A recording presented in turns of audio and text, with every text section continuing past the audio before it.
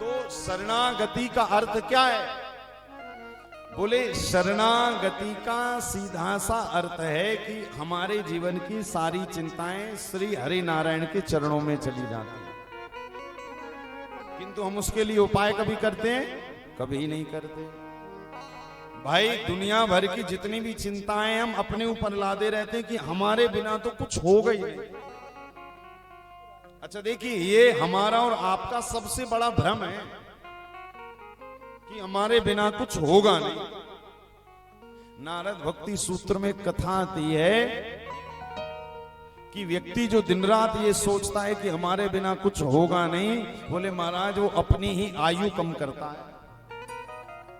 कथा सुनाता हूं ना आपको सदैव कि एक बार एक बैलगाड़ी के नीचे कुत्ता चला जा रहा था। अब कुत्ता जा रहा था, जहां कुत्ता रुके संयोग से बैलगाड़ी भी वहीं रुक जाए। कुत्ता चले बैलगाड़ी चले, कुत्ता रुके बैलगाड़ी। अब ऐसा 2-3 बार हुआ तो कुत्ते को लगा कि बैलगाड़ी मैं चला रहा। होता है कि नहीं होता? भाई माताएं घर में भोजन बनाती है, अच्छा बताओ बनाते बनाते जरा थोड़ा अभिमान आता है कि नहीं आता? सच्ची सच्ची बोलना, आता है? हाँ। क्या कहते हो पति से? कल पता चलेगा जब रोटी नहीं मिलेगी। ये अभिमान नहीं तो क्या है? तो कुत्ते को लगा कि शायद मैं ही बैलगाड़ी चला रहा हूं। उस बावरे को, पागल को ये नहीं पता कि बैलगाड़ी अपने पहियों पर चल रही है। ये तो ऐसा संयोग बन रहा है कि जहां कुत्ता रुकता वहां बैलगाड़ी रुक जाती। अच्छा ऐसा कई बार होते होते एक जगह ऐसा आया कि बैलगाड़ी आगे बढ़ गई और कुत्ता बेचारा खड़ा रहा। तब कुत्ते को लगा कि अरे बैलगाड़ी मेरे कारण नहीं, बैलगाड़ी अपने पहियों पर चल रही है। ठीक इसी तरह भैया आपके जीवन की गाड़ी भी ठाकुर जी के पहियों पे चल रही है। ये तो हमारा भ्रम है कि इस दुनिया की गाड़ी को भी चलाने वाले हम हैं। और व्यक्ति जितना हम करेगा, शास्त्र कहते हैं उतना ही गर्त में जाएगा, उतना ही अभिमान को प्राप्त करेगा और उतना ही जीवन में चिंताओं को बढ़ाता जाएगा। अच्छा बताओ, चिंता मुक्त रहना है कि नहीं रहना? रहना है, कौन नहीं चाहता? तो चिंता मुक्त रहने का सबसे बड़ा उपाय क्या है?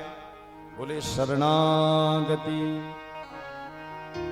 शरणागति कैसी करनी है?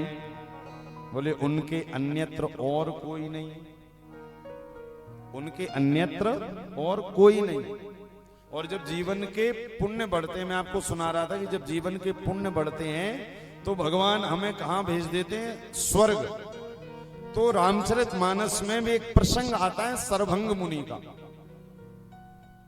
सरभंग ऋषि ने जीवन में इतना जप किया, तप किया, व्रत किए कि उन्हें ये रामचरितमानस की कथा है।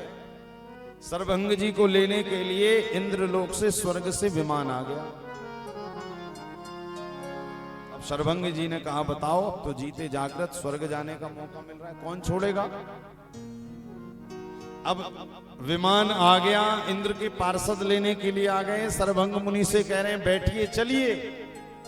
और एक ऋषि ने आकर कह दिया सरभंग जी से, अरे कहां जा रहे? राम जी आने वाले हैं।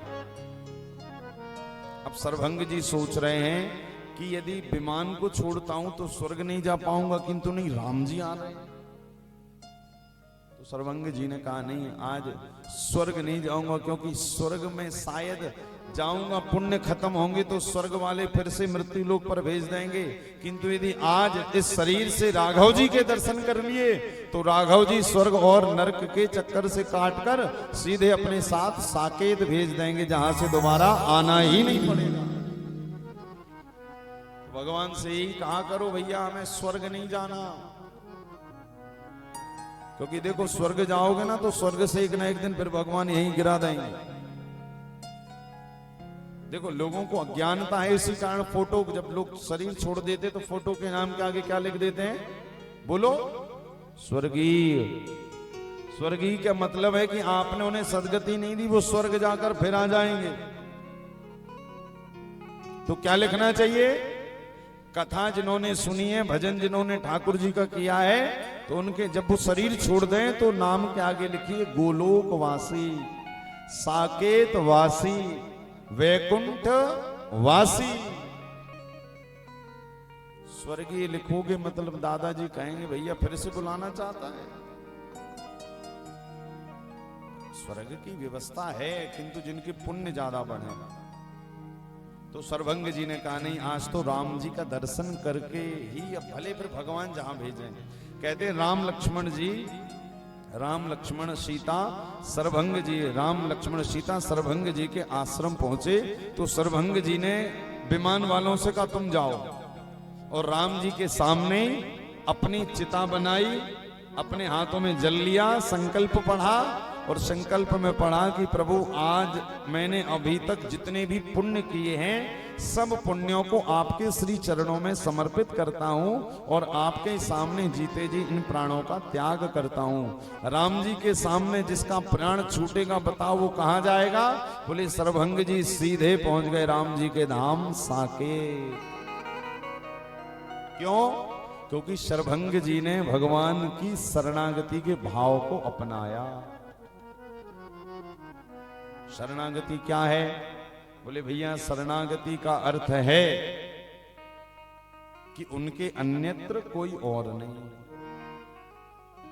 हमारे प्रभु को जो अच्छा लगे वो करना ही शरणागति है। ठाकुर जी को क्या बढ़िया लगता है? बोले भगवान को भजन बढ़िया लगते हैं, कथा सुनना बढ़िया लगता है। आप उल्टा सीधा खाते हो पीते हो भगवान को प्रिय नहीं है। हमारे सनातनी क्यों कहते भैया लहसुन प्याज मत खाया करो? बताओ। क्योंकि लहसुन प्याज ठाकुर जी को प्रिय नहीं है, और आप खाते हो और आप खाओगे और फिर भगवान के सामने मंत्र पढ़ोगे तो भगवान उसी समय अपना मुख बंद कर लेंगे। अरे बाप रे, इतना लहसुन प्याज खाकर आ रहा है और बोल रहा है तो ठाकुर जी पहले ही देखना बंद कर देते। वैष्णवता का अर्थ है जो हमारे हरि को प्रिय है वो हमें भी प्रिय रहना चाहिए, ये शरणागति है। और हम क्या करते हैं? बोले महाराज जो हमें प्रिय है हम वही सोचते हैं वो भी भगवान को वही प्रिय होगा। करते हैं नहीं करते?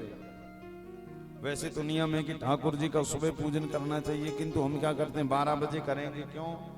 अभी तो ठंडी चली गई है, किंतु जब ठंडी होती कहीं कहीं के तो महाराज भगवान 1-1 बजे नहाते हैं बेचारे।